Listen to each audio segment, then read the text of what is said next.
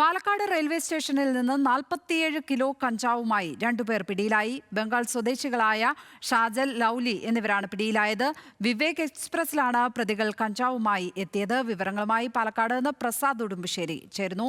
പ്രസാദ്, ഇവർ എപ്പോഴാണ് പിടിയിലായത്? ഇവിടെ എത്തി വിൽപ്പന നടത്തുകയായിരുന്നോ ലക്ഷ്യം? എന്താണ് മനസ്സിലാക്കുന്നത്? ലക്ഷ്മി, RPF നടത്തുന്ന സാധാരണ പരിശോധനയുടെ ഭാഗമാണ് ഇന്ന് രാവിലെ ഒലവക്കോട് ജംഗ്ഷനിലെത്തിയ വിവേക് എക്സ്പ്രസിലും പരിശോധന നടത്തിയിട്ടുള്ളത്. അതിൽ 47 കിലോ കഞ്ചാവാണ് പിടികൂടിയിട്ടുള്ളത്. അതിൽ ഷാജൽ, രണ്ടുപേരും ബംഗാളി സ്വദേശികളാണ്. ഷാജൽ, ലൗലി ഇവർ കണ്ണൂരിലേക്കാണ് ഈ കഞ്ചാവ് കൊണ്ടുപോകാൻ ശ്രമിച്ചത് എന്നുള്ളതാണ് RPF പറയുന്നത്. അതിൽ ഷാജലിനെതിരെ നേരത്തെയും കഞ്ചാവ് കടത്തിയതിന് കേസുണ്ട്. മറ്റാളും പുതിയതായി ഇവരുടെ കഞ്ചാവ് കടത്ത് സംഘത്തിൽ ഉൾപ്പെട്ട ആളാണ് എന്നുള്ളതാണ് RPF പറയുന്നത്. പ്രസാദ് ഉടുമ്പശ്ശേരിയാണ് പാലക്കാട് നിന്ന് വിവരങ്ങൾ പങ്കുവച്ചത്.